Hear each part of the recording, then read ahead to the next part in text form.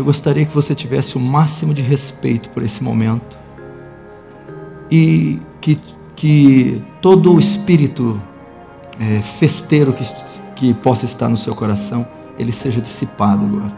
Nós não estamos em nenhuma festa, nós não estamos em nenhuma comemoração, não há motivo nenhum para se comemorar nada. Nós somos a pior geração de cristão de todos os tempos, vivemos na pior geração de todos os tempos. Nós estamos vivendo uma crise aguda, nós estamos a um fio de ver uma geração inteira entrar no inferno. Eu fui pregar num congresso uns tempos atrás, estava festividade, barracas e tendas e isso, aquilo. Eu comecei a pregação e disse: o que nós viemos comemorar aqui? Nós não temos motivo nenhum para festejar.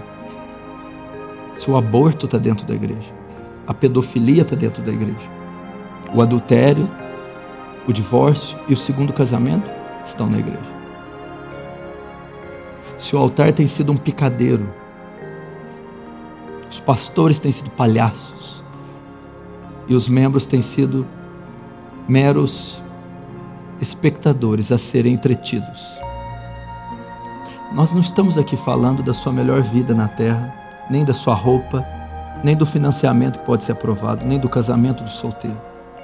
Aliás, eu estou pouco me importando por seu emprego, por seu salário ou para o seu cônjuge.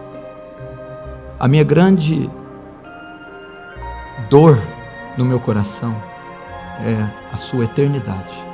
Onde você vai passar a sua eternidade? E onde os milhões que estão morrendo todo dia sem Cristo vão passar? Se Deus não tiver misericórdia dessa nação, ela vai sofrer um juízo que nós nunca vimos antes. Hoje nós contamos com quase 50 milhões de evangélicos no Brasil. E a nossa nação nunca foi tão corrupta como ela é. Nós tivemos nesse ano, 2013, um dos piores anos que a sociedade brasileira já presenciou. Liderado por esse governo fascista, comunista, ditador, anti-Deus, anti-família. Esse governo pró-aborto, pró-pedofilia, pró-homossexualismo. Nós estamos vendo um câncer se instalar nessa nação sem precedentes. E que coisa paradoxal, né? E no momento onde a igreja evangélica atinge o seu maior contingente.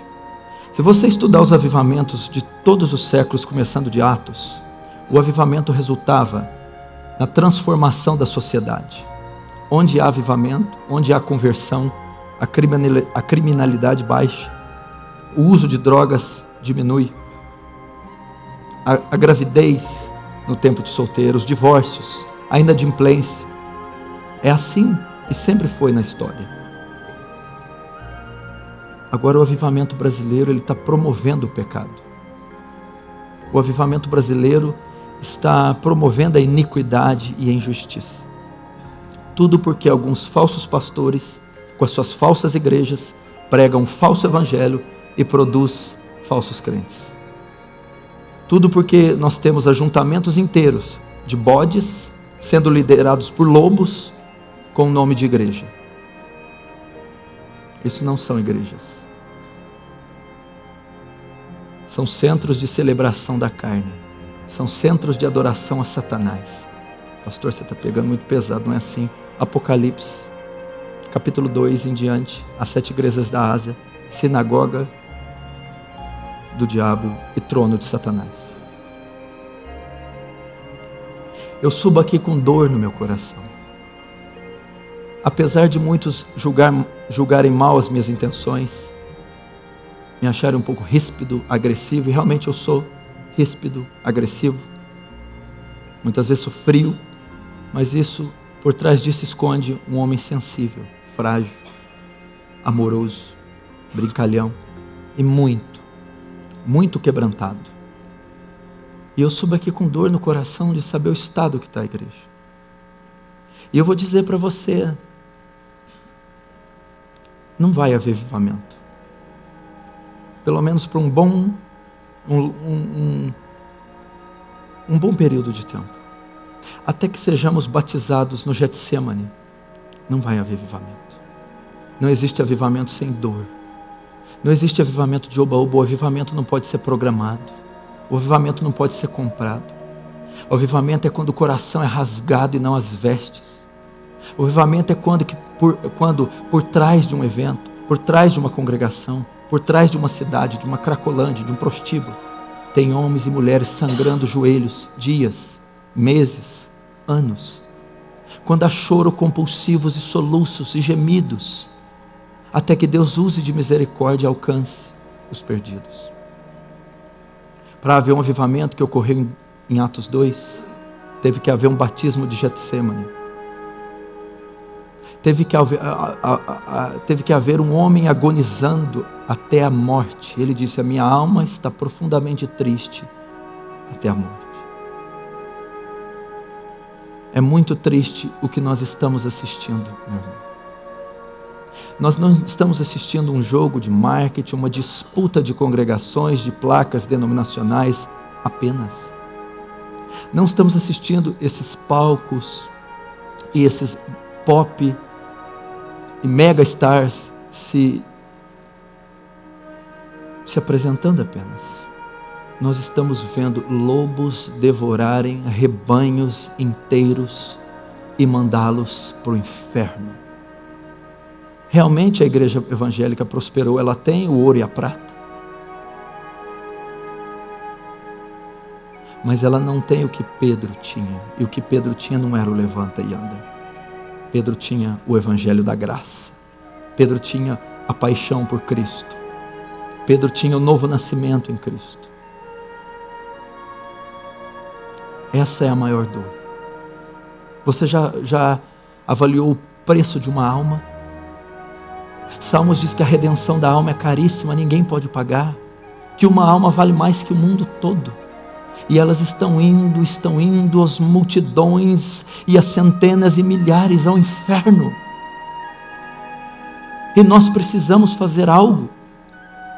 Eu não estou aqui descartando a soberania de Deus, nem crendo que nós podemos dar uma ajuda para Deus e dar uma mãozinha para Ele.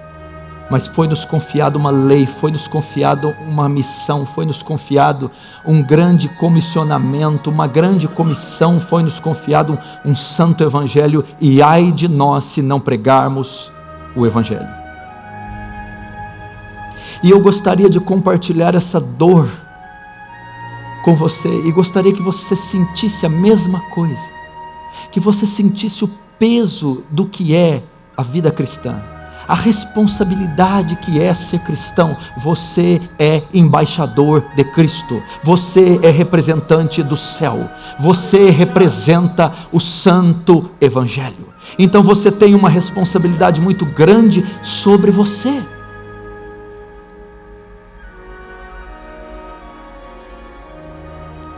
São necessários mais do que conferências, são necessários mais do que livros, são necessários mais do que ajuntamentos e bandeiras hasteadas em nome de reforma, em nome de evangelho radical. Nós temos o movimento dos desigrejados que clama por isso, os revoltados. Odiar a teologia da prosperidade não te faz salvo.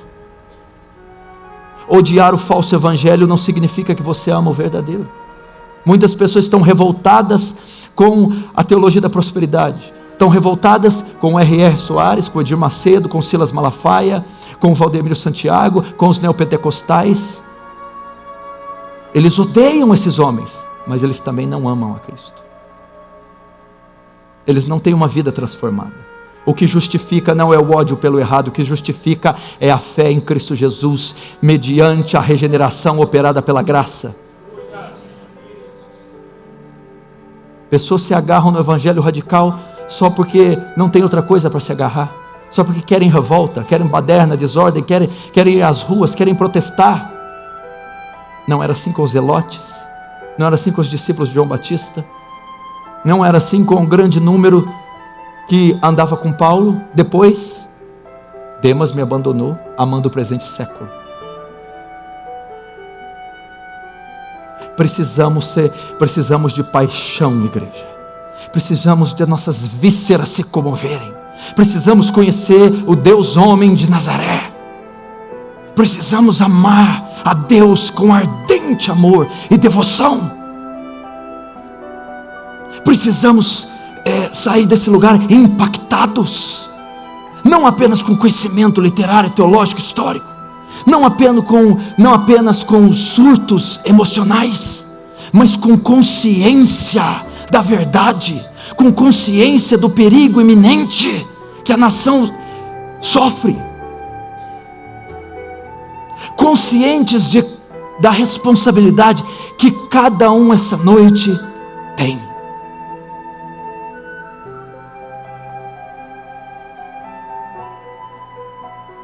Estamos falando de céu ou inferno, vida ou morte. Se você voltar para sua casa e as coisas continuarem do mesmo jeito, é sinal que isso aqui não funciona nada e nenhum dos pregadores transmitiu o que Deus queria e o evento em si não cumpriu o propósito. Pastor, você não pode me julgar pela minha vestimenta, nem pela minha conduta, nem pelos afazeres. A Bíblia diz que eu posso. Que se conhece a árvore pelos frutos, ações, pensamentos, omissões, palavras, atitudes. Se o Evangelho não for demonstrado em atitude prática de vida, não é Evangelho. O Evangelho não é baboseira filosófica. O Evangelho é prática de vida. Nós devemos ir para nossas casas e iniciar uma reforma primeiro em nossas famílias, em nossos corações, em nossos lares, na escola onde estudamos e no trabalho onde executamos a nossa profissão.